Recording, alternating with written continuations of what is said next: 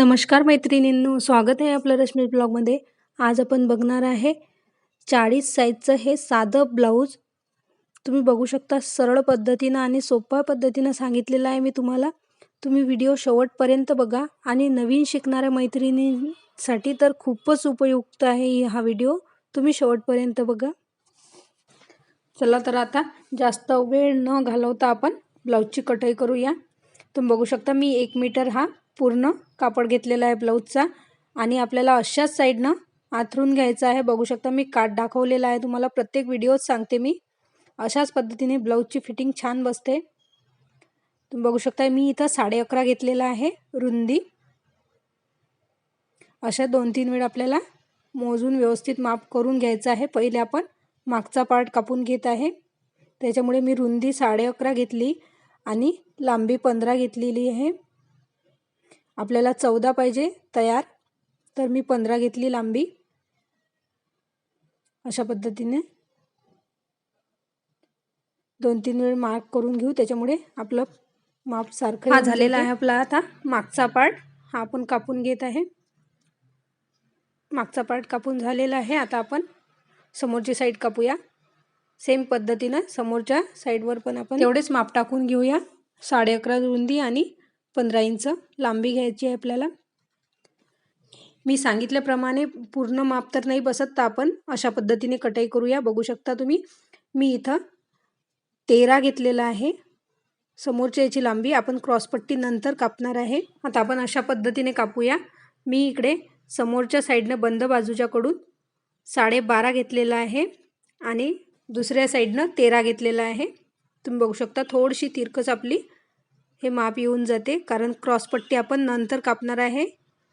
जे मी सांगितलेली आहे घडी, त्या घडीमध्ये आपले बाह्या आणि पूर्ण लांबी बसत नाही, म्हणून अशा पद्धतीने आपण कट करून घेऊ।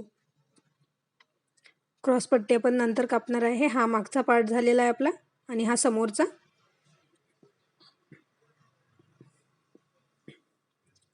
एकसारखे टाकून आपण याच्यावर आता माप टाकून घेऊया सर्व। तुम्ही बघू शकता, तो गॅप राहिलेला आहे तो आपला क्रॉसपट्टीचा आहे। ते मी नंतर सांगतेच तुम्हाला कशा पद्धतीने क्रॉसपट्टी कापायची। आता जे कटोरीचं माप आहे आडव्यात, ते आपण 5.5 इंच घेऊ। आपले माप ब्लाऊजचे मोठे असल्यामुळे थोडंसं आपल्याला कटोरीची पण साईज मोठी घ्यायची आहे, तर आपण इथं आता 5.5 घेत आहे। आणि आपली ब्लाऊजची साईज मोठी असल्यामुळे आपल्याला मागचा गळा पण मोठा पाहिजे, डीप पाहिजे, त्याच्यामुळे आपल्याला 2.25च घ्यायचा आहे रुंदी, कारण तो गळा कधीच उतरणार नाही 2.25 घेतला की।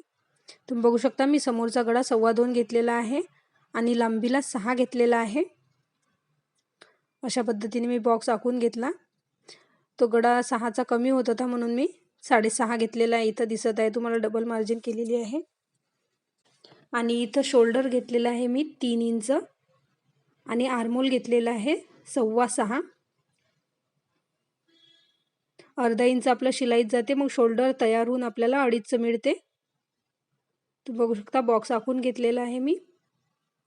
आणि जी आपण लांबी घेतली त्याच्या अर्ध्यात असा मार्जिन करून 1 इंचावर समोरचा आपल्याला 1 इंच अंतरावर खोल द्यायचा आहे आणि मागच्या साईडचा 1.5 इंचावर असा खोल द्यायचा। अशा पद्धतीने आपल्याला कापून घ्यायचा आहे।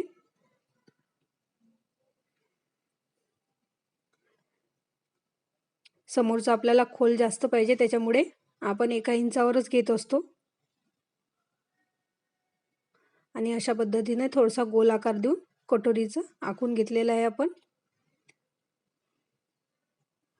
आपली तयार झालेली आहे कटोरी, तुम्ही बघू शकता। चला तर आता हे कट करून घेऊया आपण। आपल्याला फक्त जो आर्महोल आहे तो आधी कट करून घेऊ, कारण मग मागचा पार्ट आपला रेडी होऊन जाते। आपण वेगळा करून बाकीचे कट करून घेऊया नंतर। आपल्याला फक्त वरचाच कट करायचा आहे।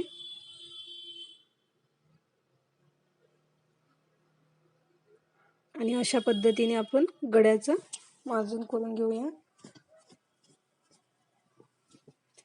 आता हा आपला मागचा पार्ट रेडी झालेला आहे। आता आपले समोरचे जे आपण आखून घेतलेले आहेत ते पार्ट सर्व कापून घेऊया। आता कापून घेतलेले आहे आपण। तुम्ही बघू शकता आपले महत्त्वाचे पार्ट फक्त हा एकच आहे आणि ही मागची साईड आहे. मागच्या साईडनं पण आपल्याला 2.25 घ्यायचं आहे. 2.5 जर घेतलं तर ते शोल्डर उतरू शकते. हा आपला गळा खूप खोल आहे त्याच्यामुळे आपल्याला 2.25 घ्यायचा आहे.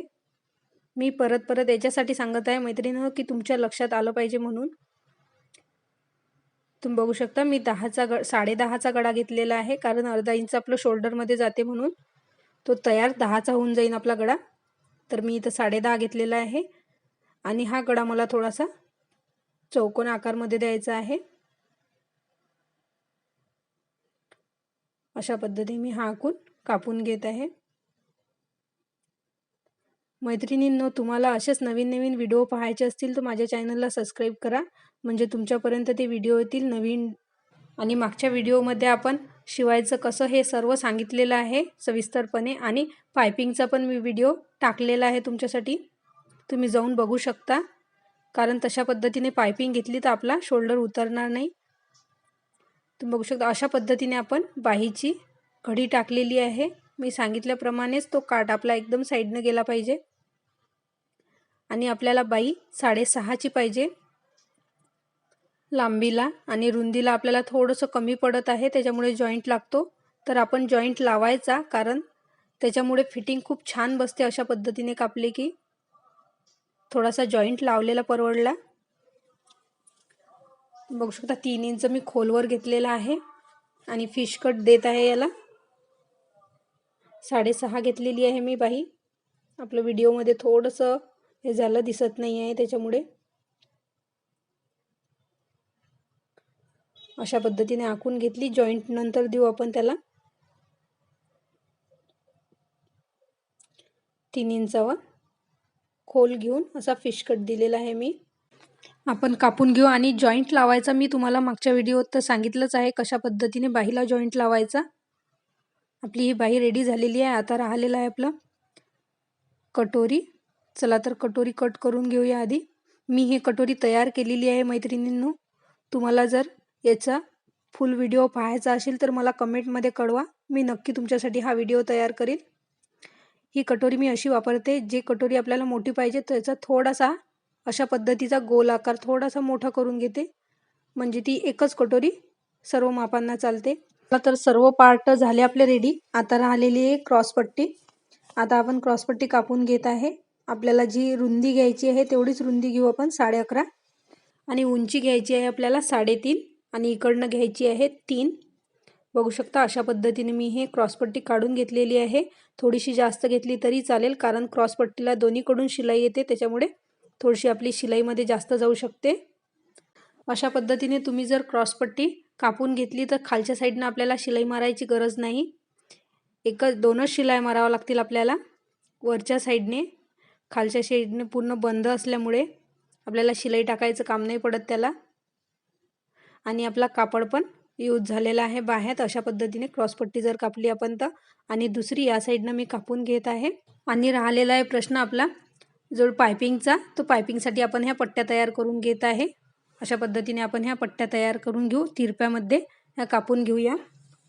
मैत्रिणींनो तुम्हाला मी हे व्हिडिओ टाकलेले आहेत आपल्या चॅनलवर. तुम्ही बघू शकता अशा पद्धतीचा हा जुन्या साडीपासून ड्रेस बनवलेला आहे आणि हा कॉट सेट लहान मुलीचा कॉटनपासून बनवलेला आहे आणि हा काठपदरचा शिवलेला आहे. आपण पूर्ण काठपदरची साडी वापरलेली आहे याला. हे सर्व व्हिडिओ मी आपल्या चॅनलवर टाकलेला आहे. तुम्ही जाऊन बघू शकता आणि असेच नवीन व्हिडिओ पाहण्यासाठी माझ्या चॅनलला सबस्क्राईब करा. आपण मागच्या व्हिडिओमध्ये पाहिलेलं आहे कशा पद्धतीने आपले ब्लाऊज शिवायचं आपलं शोल्डर उतरणार नाही तशाच पद्धतीने हे आपल्याला ब्लाऊज शिवून घ्यायचं आहे. तुम्ही बघू शकता एकदम व्यवस्थित 1 मीटरमध्ये पूर्ण आपलं ब्लाऊज बसलेलं आहे. चला तर भेटूया अशाच एका नवीन ब्लॉगमध्ये. तोपर्यंत धन्यवाद आणि माझा व्हिडिओ बघितल्याबद्दल पुन्हा एकदा धन्यवाद.